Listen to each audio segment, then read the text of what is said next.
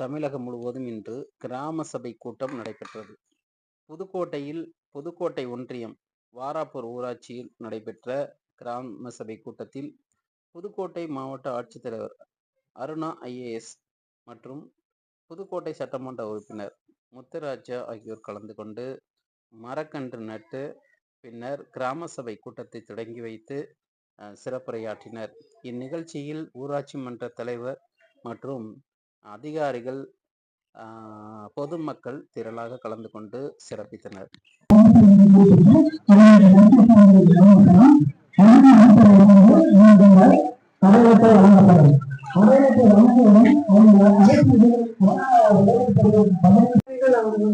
முதற்கண் வணக்கத்தை தெரிவித்துக் கொள்கிறேன். உள்ளாட்சி கிராம சபை கூட்ட பொருள் எண் 1. கிராம ஊராட்சியில் சிறப்பாக பணிபுரிந்த ஊழியர்களின் சிறப்பித்தல்.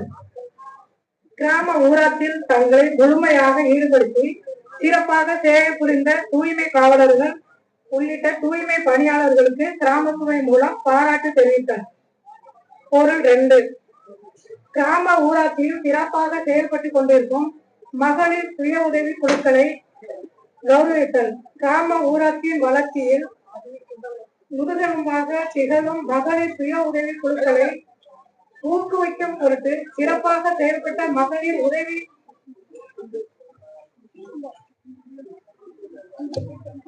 சுய உதவி குழுக்களுக்கு பாராட்டு தெரிவித்தது. வடகிழக்கு பருவமழை முன்னெச்சரிக்கை நடவடிக்கைகள். வடகிழக்கு பருவமழை முன்னெச்சரிக்கை நடவடிக்கைகளை கிராம ஊராட்சிகள் மேற்கொள்ள வேண்டும். முக்கியமாக கீழ்கண்டவற்றை பின்பற்றும் பொருட்டு கிராம சபையில் விவாதித்தல். தாழ்வான மற்றும் மழைநீர் தேங்கக்கூடிய வாய்ப்புள்ள பகுதிகளை அடையாளம் கண்டு அவ்விடங்களில் மழைநீர் தடைபடாமல் செல்லும் வகையில் வழியேற்றுதல். புதுக்கோட்டை மாவட்டம் புதுக்கோட்டை ஊராட்சி வாராப்பூர் கிராம ஊராட்சி கிராம சபை கூட்டத்திற்கு வந்திருக்கோம். மாவட்ட ஆட்சியர் அவர்களே, கூடுதல் ஆட்சியர் அவர்களே, டிஸ்ட்ரிக்ட் சேர்மன் அவர்களே மற்றும் இங்கே வருகின்ற ஊராட்சி மன்ற தலைவர் சகோதரர் சதீஷ் அவர்களே, கவுன்சிலர் சகோதரி வெண்ணிலா பாரதி அவர்களே மற்றும் இங்கே வருகின்ற பிடிஓ, ஆர்டிஓ, டிஆர்ஓ மற்றும் தாசில்தார், அனைத்துறை அரசு துறை அரசு அதிகாரிகளை அனைவருக்கும் எனது காலை வணக்கத்தை தெரிவித்துக் கொள்கிறேன். முதலாவதாக இந்த வாராப்பூர் ஊராட்சியை புதுக்கோட்டை மாவட்டத்தில் வாராப்பூர் ஊராட்சிக்கு முக்கியத்துவம் கொடுத்து இன்று கிராம சபை கூட்டம் நடத்த ஒப்புதல் அளித்த மாவட்ட ஆட்சியர்களுக்கு நன்றியை தெரிவித்துக் கொள்கின்றேன். எப்போதுமே பாத்தீங்கன்னா வாராப்பூர் ஊராட்சி ஒரு சிறப்பு வாய்ந்த ஊராட்சி.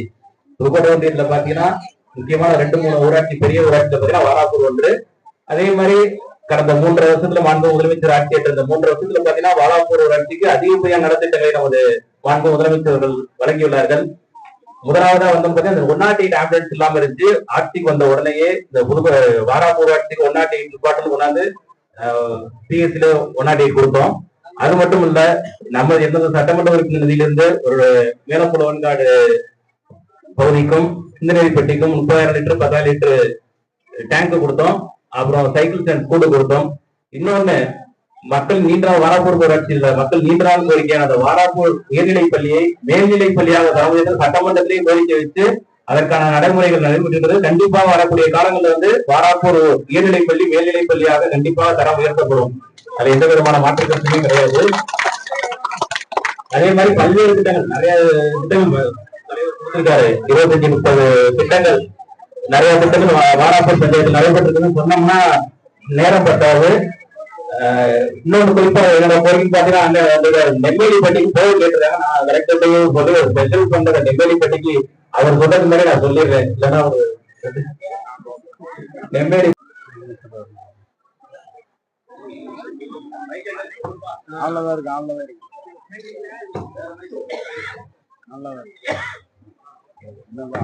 இருக்கு.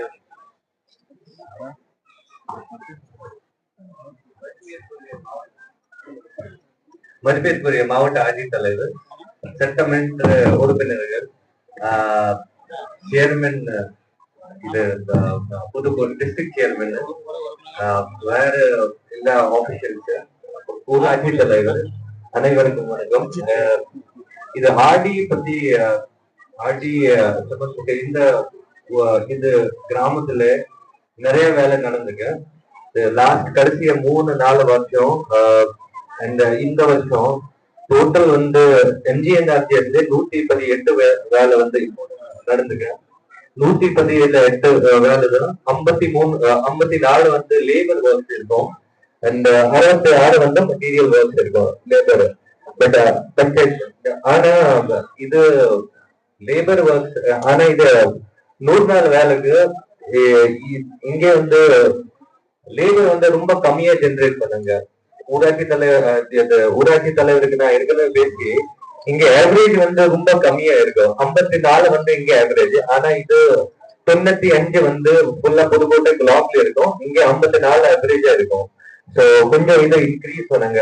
பிகாஸ் லேபர் இல்ல ஒரு கிளஸ்டர் இந்த கிராமல டோட்டல் மொத்தம் வந்து 3 கிளஸ்டர்ஸ் இருக்கும். 16 குக்கிராமுக்கு 3 கிளஸ்டர்ஸ்ல ஒரு கிளஸ்டருக்கு 18 வேலை இப்போ வந்து அவைலபிளா இருக்கும். பட் அவங்கதான் ஒர்க் வந்து நிறைய கம்மியா ஜெனரேட் பண்ணுங்க. அதுக்காக வந்து அவங்க இங்க மெட்டீரியல் ஒர்க்ஸ் நிறைய கொடுத்து பட் அது ஸ்டார்ட் பண்ண முடியாது. தயவு செய்து நீங்க இத்தனை பேருக்கு 100 நாள் வேணும். நீங்க பஞ்சாயத்து செக்ரட்டரிக்கு கான்டாக்ட் பண்ணுங்க. அண்ட் தனித்தரவு பரப்பது இருக்கும். உங்க ஒரு கிளஸ்டருக்கு தனித்தரவு பரப்பது அண்ட் பஞ்சாயத்து செக்ரட்டரிக்கு பேசணும். நீங்க வேலை ஜெனரேட் பண்ணுங்க. ஜாப் கார்டு சேர்த்து தான் ஃபீல்டுக்கு வரும். அப்புறம் வந்து உங்க பாக்கி வேலை வந்து இது 22, 23, 24, 25 நிறைய வேலை வந்து இந்த பஞ்சாயத்துக்கு கொடுத்து 15 ஃபைனான்ஸ் பிளாக் பஞ்சாயத்துல ஏற்கனவே கூட்டல் வந்து 5 வேலை கொடுத்து 5ல 2 கம்ப்ளீட் ஆயிடுச்சு. 15 ஃபைனான்ஸ் வில்லேஜ் பஞ்சாயத்து 17 வேலை கொடுத்து 17 வேலை கம்ப்ளீட் ஆயிடுச்சு அதுக்கு. அண்ட் இது ஆங்கன்வாடி சென்டர் 3 ஆங்கன்வாடி சென்டர் கொடுத்தாக்க கம்ப்ளீட் ஆயிடுச்சு. இனாகரேட் பண்ணியாச்சுதான். சிஎம் வந்து அதுக்கு இனாகரேட் பண்ணுங்க. 3 பஞ்சாயத்து வந்து 3 ஒரே ஒரு பாக்கி இருக்கும். இப்போ வந்து அதுக்கு கண்டிஷன் ரொம்ப மோசமா இருக்கும். ஆனா அவங்க சொல்லி அடுத்த வருஷம் வாராப்பூர் கிராம ஊராட்சி நடைபெறும் சிறப்பு கிராம சபை கூட்டத்தில் கலந்து கொண்டிருக்கும் நமது மதிப்பிற்குரிய புதுக்கோட்டை சட்டமன்ற உறுப்பினர் அவர்களுக்கும், கூடுதல் ஆட்சியர் வளர்ச்சி அவர்களுக்கும், மாவட்ட வருவாய் அலுவலர் அவர்களுக்கும், மாவட்ட ஊராட்சி குழு தலைவர் அவர்களுக்கும், வருவாய் கோட்டாட்சியர், வட்டாட்சியர், வட்டார வளர்ச்சி அலுவலர் உள்ளிட்ட அனைத்து அதிகாரிகளுக்கும், வாராப்பூர் ஊராட்சி மன்ற தலைவர் அவர்களுக்கும், ஏடி பஞ்சாயத்து உள்ளிட்ட அத்தனை அதிகாரிகளுக்கும், வாராப்பூர் ஊராட்சியை சேர்ந்த பொதுமக்கள், அனைத்து அரசு அதிகாரிகள், மக்கள் பிரதிநிதிகள், பத்திரிகை மற்றும் ஊடகத்துறை நண்பர்கள் அனைவருக்கும் எனது பணியான வணக்கத்தை தெரிவித்துக் கொள்கிறேன். இந்த ஊராட்சி கிட்டத்தட்ட 2000 குடும்பங்களை கொண்ட ஒரு ஊராட்சி. இந்த ஊராட்சியில வாராப்பூர் மட்டும் எடுத்துட்டீங்கன்னா கிட்டத்தட்ட ஒரு 170 குடும்பங்கள் வசிக்கின்றன. இந்த ஊராட்சியை பொறுத்த வரைக்கும் கடந்த 3 ஆண்டு காலமாக ஒரு 2000 குடும்பம் கொண்ட ஒரு ஊராட்சியில கடந்த 3 ஆண்டு காலமாக கிட்டத்தட்ட 4.5 கோடி மதிப்பீட்டில் பல்வேறு திட்டங்கள் நமது அரசால் மாண்புமிகு முதல்வர் அவர்களால் செயல்படுத்தப்பட்டிருக்கு. இது மட்டுமல்லாமல் இந்த நடைபெறும் நிதியாண்டு கிட்டத்தட்ட 3.5 கோடி அளவில் நமது பணிகள் நடைபெற்று வந்து கொண்டிருக்கிறது. இது முக்கியமா ஒரு கோரிக்கை நீங்க கேட்டிருக்கீங்க. நேரடி நெல் கொள்முதல் நிலையம் கேட்டிருக்கீங்க. அந்த நேரடி நெல் கொள்முதல் நடைமுறை அந்த பணியும் நடைபெற்றுக் கொண்டு வந்திருக்கிறது. இப்ப நாங்கள் நமது மாவட்டத்தில் மாண்புமிகு முதல்வர் அவர்கள் வர வாய்ப்புகள் அதிகமாக உள்ளது. அப்பொழுது வரும்போது அவரோட கைகளாறு இதை திறக்க வாய்ப்புகள் உள்ளது என்று தெரிந்து கொள்கிறேன். இதுல முக்கியமா நீங்க 2-3 கோரிக்கை வச்சிருக்கீங்க. நிறைய கோரிக்கை வச்சுட்டு பட்டா வேணும். உங்களோட டெவலப்மெண்ட் அதாவது ஊரக வளர்ச்சி துறை மூலமாக செயல்படுத்தப்படும் அனைத்து திட்டங்களும் உங்களுக்கு நிறைவா இருக்கிற மாதிரியும், பட்டா எனக்கு கிடைக்கவில்லை அப்படின்ற ஒரு ஆதங்கம் உள்ள இருக்கிற மாதிரி ஒரு கோரிக்கை மட்டும் என்கிட்ட இருக்கு. இந்த பட்டா பொறுத்த வரைக்கும் கிட்டத்தட்ட ஒரு 4 ஊராட்சி, ஒரு 4 ஊர்ல கேட்கறீங்க. ஒன்றும் கழனிப்பட்டி, இன்னொன்னு புதுக்கரைப்பட்டி, இன்னொன்னு மேலப்புலவன் காடு, இன்னொன்னு வெஞ்சிப்பட்டி.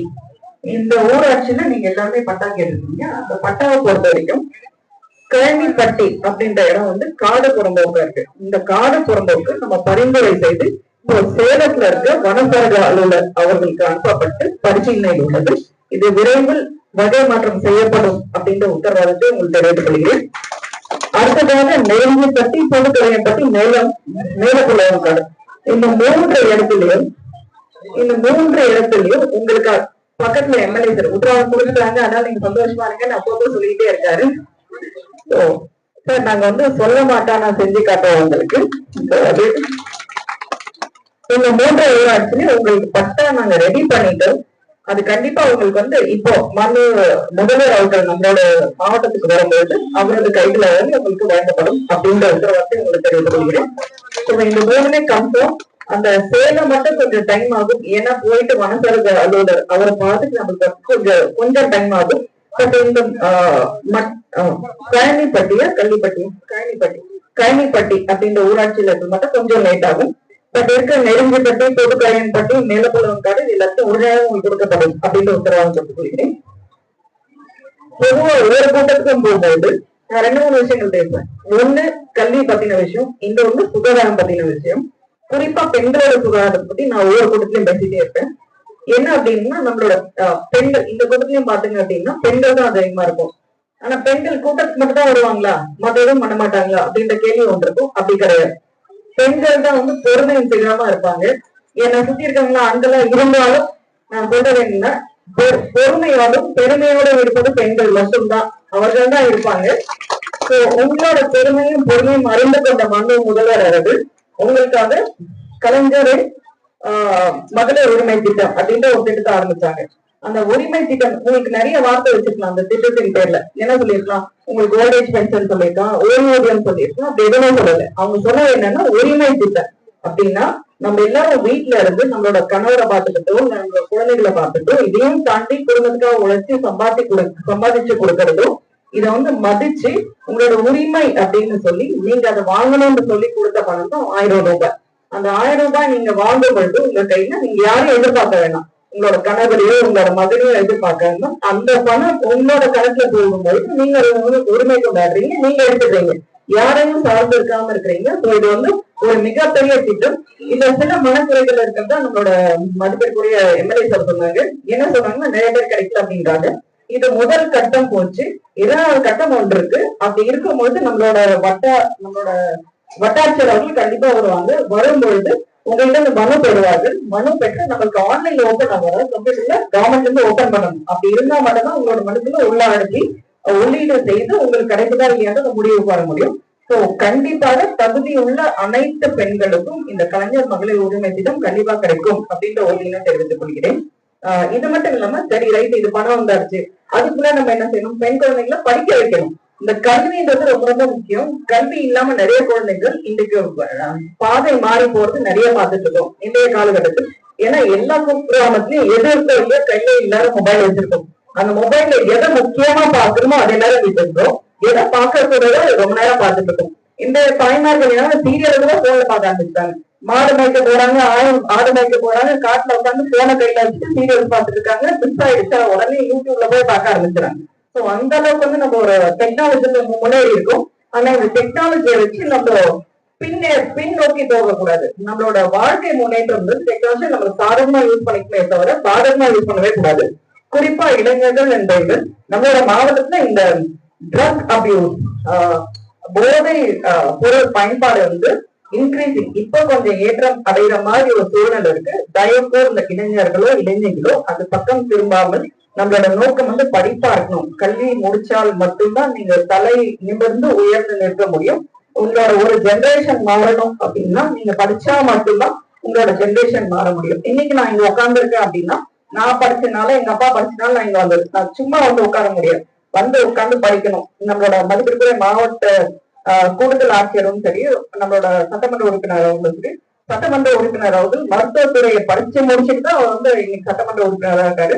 நம்மளோட கூடுதல் ஆட்சியர் IAS அதிகாரியா இருக்காரு. எங்களுக்கு வந்து காஷ்மீர்ல இருந்து படிச்சு காஷ்மீர் அப்படின்னு நம்மளுக்கு வந்து கண்கொள்ளா அது பார்த்தே இருக்க மாட்டோம். அந்த மாதிரி ஒரு இடத்துல இருந்து படிச்சு முடிச்சு இன்றைக்கு சேவை செய்ய வேண்டும், மக்களுக்காக சேவை செய்ய வேண்டும் அப்படின்றது தென்கோடியில இருக்கிற ஒரு தமிழ்நாட்டுக்கு வந்து செஞ்சிருக்காங்க. இதெல்லாம் என்ன காரணம் அப்படின்னா அந்த கல்வின்ற ஒரு விஷயம் இருக்கும்போது மட்டும் நம்ம முன்னேற முடியும், நம்மளோட வாழ்க்கை தரம் முன்னேறும், நம்மளோட பார்வை முன்னேறும். தயவு கூர்ந்து பெண்கள் மட்டும் இல்லாம இந்த 3 வரிசையில் இருக்கும் குட்டி குட்டி பசங்களும் சரி, இளைஞர்களும் சரி, கல்வியை ரொம்ப சீரியஸா எடுத்துக்கொண்டு தயவு செய்து படிங்க. விளையாட்டு தரதா இருந்தாங்க, விளையாட்டு முக்கியம், கல்வியும் முக்கியம் அப்படின்னு தெரிவிச்சு சொல்லிட்டேன். இது மட்டும் இல்லாம பெண்களை பொறுத்த வரைக்கும் நம்மளுக்கு இன்றைய தேதிக்கு நம்மளோட உணவு பழக்க வழக்க முறைகள் நிறைய மாறிவிட்டதுனால புற்றுநோய் அதிகமா இருக்குது. பெண்களுக்கு 2 வகை புற்றுநோய் அதிகமா தாக்குது. ஒண்ணு வந்து மார்பக புற்றுநோய், இன்னொன்னு கர்ப்பப்பை வாய் புற்றுநோய். இந்த 2 புற்றுநோயும் அதிக அளவில் தமிழ்நாடு மட்டும் இல்ல உலகம் எங்குமே காணப்பட்டுகின்றது. அதற்காக நம்மளோட தமிழ்நாடு அரசு என்ன பண்ணிருக்காங்கன்னா நம்மளோட மருத்துவத்துறை மூலியமாக இங்க வந்து உங்களோட கிராமத்தில் சில மெடிக்கல் கேம்ப்ஸ் நடைமுறைப்படுத்தி உங்களோட கர்ப்பப்பை வாய் புற்றுநோய் இருக்கா அல்லது மார்பக புற்றுநோய் இருக்கா அப்படின்னு சுய பரிசோதனை செய்யறதுக்கு எப்படி செய்யணும் அப்படின்னு சொல்லி கொடுக்குறாங்க. அவங்களும் பரிசோதனை செஞ்சு உங்களுக்கு சொல்றாங்க. இல்ல நிறைய பேர் என்ன நினைக்கிறோம்னா ஒரு வெட்கப்படுறோம், ஒரு அச்சப்படுறோம், இதெல்லாம் சொல்லணுமா, காட்டணுமா, இது நம்மளுக்கு எதாவது ஆயிடுமோ அப்படின்ற ஒரு பயம் எல்லாரும் மனசுலயும் இருக்கு. தயவுசெய்து அதை வச்சுக்காதீங்க. கேன்சர் அப்படின்றது கியூரபிள் டிசீஸ், அது கண்டிப்பா குணப்படுத்த முடியும். எப்போ அப்படின்னம்னா முதலே நமக்கு நடிச்சிட்டோம் அப்படின்னா, முதல் ஸ்டேஜ்ல இருக்கும் கண்டடிச்சிட்டோம்னா கண்டிப்பா நம்மளால கியூர் பண்ண முடியும். நம்ம அதை வந்து கேர்லெஸ்ஸா விட்டுட்டு அது ஒரு பார்க்காம விட்டுட்டோம் அப்படின்னம்னா அது கடைசி ஸ்டேஜ்ல போயிட்டு அது கியூர் பண்ண முடியாத ஒரு சூழ்நிலை வரும். அந்த சூழ்நிலை நம்ம விடாமல் முதல் ஸ்டேஜ்ல இருக்கும்போது நம்ம கண்டுபிடிச்சிட்டோம் அப்படின்னா இந்த மாதிரி கேன்சரும் தயவுசெய்து உங்களோட பரிசோதனை செஞ்சுக்கோங்க. குறிப்பாக 40 வயதை தாண்டிய பெண்கள் அனைவரும் இந்த பரிசோதனையை செய்து கொள்ளுங்கள் அப்படின்னு அன்போடு கேட்டுக்கொள்கிறேன். இது மட்டும் அல்லாமல் நம்மளுக்கு நிறைய திட்டங்கள் முதல்வர் அவர்கள் கொடுத்திருக்காங்க. பெண்களுக்காக, பெண் குழந்தைக்காக ஆண் குழந்தைகளுக்கு தமிழ் புதுவென்ற திட்டமும், பெண் குழந்தைக்கு மாதம் 1000 ரூபாய், அதாவது 6ஆம் வகுப்புல இருந்து 12ஆம் வகுப்பு படிக்கும் குழந்தைங்களுக்கு ஹையர் எஜுகேஷன் வேணும், அதாவது காலேஜ் போகும்போது அம்மாவோ அப்பாவோ கஷ்டப்பட்டு பணம் கட்ட வேணாம், அவங்களே கட்டிக்கிட்டோம், அவங்களோட நோட்டு புத்தகம் அவங்களே வாங்கி கொள்ளட்டும் அப்படின்ற ஒரு எண்ணத்தோடு பெண் குழந்தையா இருந்தாலும் சரி, ஆண் குழந்தையாக இருந்தாலும் சரி, 6ஆம் வகுப்புல 12ஆம் வகுப்பு வரை அரசு பள்ளியில் படிக்கும் குழந்தைகளுக்கு காலேஜ் படிக்கும் போதோ அல்லது வந்துட்டு பாலிடெக்னிக் போகும்போது அவங்களுக்கு மாதம் 1000 ரூபாய் அவரோட பேங்க் அக்கௌண்ட்ல வந்துருது. அது மட்டும் இல்லாம பாலிடெக்னிக் போனாங்க அப்படின்னா அந்த குழந்தைக்கு ஸ்டைபண்டா 750 ரூபாய் வருது. மொத்தம் 1750 ரூபாய் அந்த குழந்தைங்களுக்கு ஒரு மாசம் கிடைக்குது. இது ஒரு பெரிய விஷயம். தயவு கூர்ந்து மக்கள் அனைவரும் தங்கள் குழந்தைகளை பள்ளிக்கூடம் அனுப்புங்கள் அப்படின்றத அன்போடு கேட்டுக்கொள்கிறேன். அதோட முக்கியமா நம்மளோட பஞ்சாயத்து செக்ரட்டரி ஒண்ணு சொன்னாங்க, இந்த ஊராட்சியில ஓப்பன் டெஃபிகேஷன், அதாவது மலர் கழித்தல் வந்து வெளியில் பண்ணாமல் நம்ம டாய்லெட் பண்ணணும் அப்படின்றது ஒரு முக்கியமான கருத்தா இருக்கு. அது இருந்தால் மட்டும்தான் நம்ம சுகாதாரமா இருக்க முடியும். குழந்தைகள் வந்து பெரியவர்களை அனைவரும் டாய்லெட்டை யூஸ் பண்ணுங்க, வெளியில் மலம் கழிக்காதீர்கள். அது இப்ப குறிப்பா பாத்தீங்க அப்படின்னா மழைக்காலம் வந்துருச்சு, நம்மளுக்கு டெங்கு வந்து இப்ப கொஞ்சம் அதிகமா இன்க்ரீஸ் ஆகிட்டே இருக்கு. அனைவரும் சுடு தண்ணியை வந்து கொதிக்க வச்சு ஆற வச்சு குடிங்க. அதே மாதிரி உங்களுக்கு தண்ணி வரும்போது அது மூடி வைங்க. கொசு புழக்கம் அதுல வந்து முட்டையிடாமல் பார்த்து கொடுங்க.